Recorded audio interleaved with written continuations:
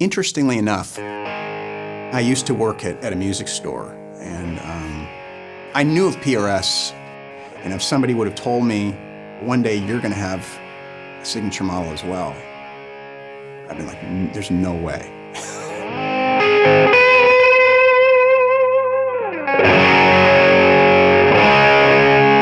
Hey, what's happening? I'm Myles Kennedy, and I am excited to show you my PRS signature model.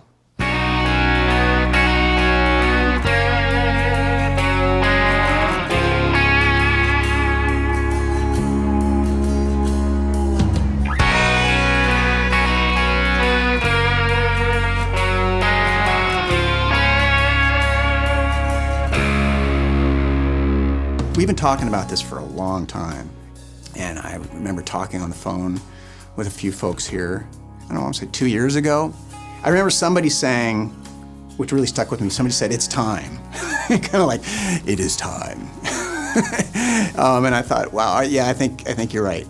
What I love about PRS guitars, I really like the marriage of certain guitars that I was familiar with, but it was just a different take on it that made it completely, I felt like revolutionary in a lot of ways. To be asked if I'm interested in actually being a part of designing something that doesn't exist, I think that was the big thing for me. It was just like, let's not just stamp your name on something, but let's come up with something that we don't have. And I was like, oh yeah, now we're talking.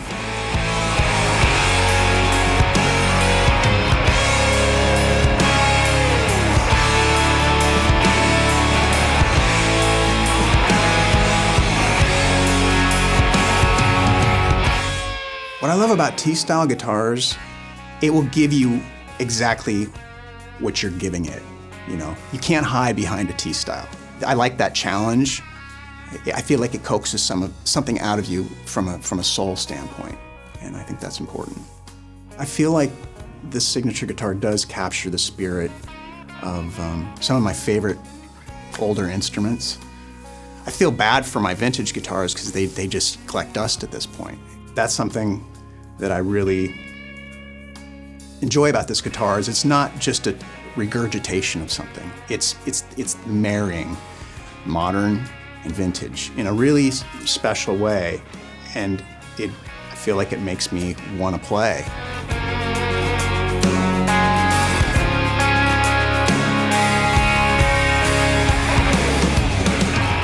So as far as specific components that make this a signature guitar, obviously the body style, pick guard, the neck shape, it's kind of got that C dimension.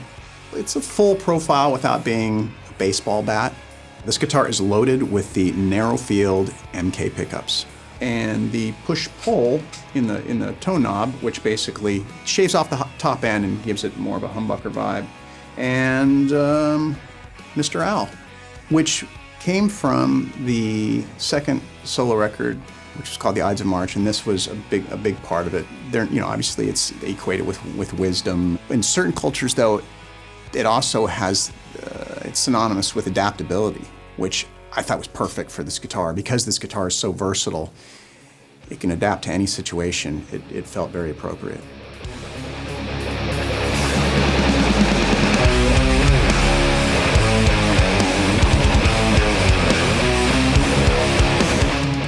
In the studio, on stage, generally what I'm looking for in regards to tone, the guitar, is clarity. I want something that cuts. I think that guitar is a mid-range instrument, so it's about those frequencies. Make sure that you get those frequencies right, and that's what this guitar does beautifully. I wasn't really familiar with the narrow fields and what they were capable of. Single coils are fantastic until you're in the studio and you hear that hum.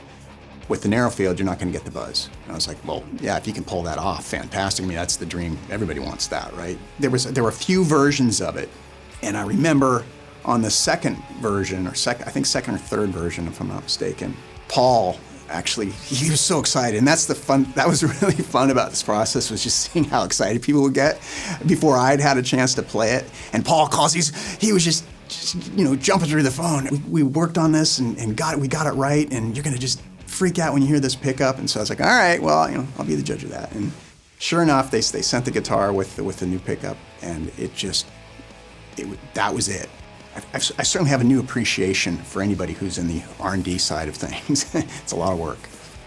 When we were discussing what this guitar was going to be, I'd mentioned how I typically like to roll the tone knob about 50% if I'm in more of a hard rock environment, say Alter Bridge, and it's high gain, because the way these pickups are voiced, it's a lot of top end. The only thing is I liked switching to a clean sound and getting that shimmer, right? So if I'm going to go into the 5th position here, I'd like that. I still want that shimmer that you get. So we came up with the idea of doing a push-pull. So when the 1st position's engaged, if you pull it up, it's the equivalent of rolling the tone knob back about 50%. And then I can go to the 5th position, and now it disengages the tone knob, and it's wide open. It's a big part of the function of this guitar, and it's part of what makes it so versatile. Here's without.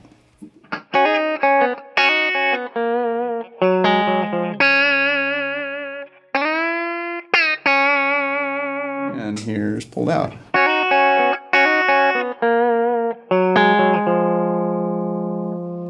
So that's the thing I'm really proud of with this guitar. It's its own thing sonically. Of all the guitars that I've had the opportunity to play, this does something unique to itself. And it's a 6-string Swiss Army knife, and it does a lot. I'm proud of that. So Hunter's Green, which is a very special color to me. My mom, after my father passed away, a few years later, she met this amazing guy, Glenn. We got a new dad, which was really awesome, and a great dad at that. So I remember he had this old truck, and it was this color. So I thought it would be really cool to pay tribute to that. And the reason it's called Hunter's Green is because they live in an area that's near a place called Hunters, Washington. We spent a lot of time at the ranch out there in Hunters. So I thought, yeah, Hunter's Green.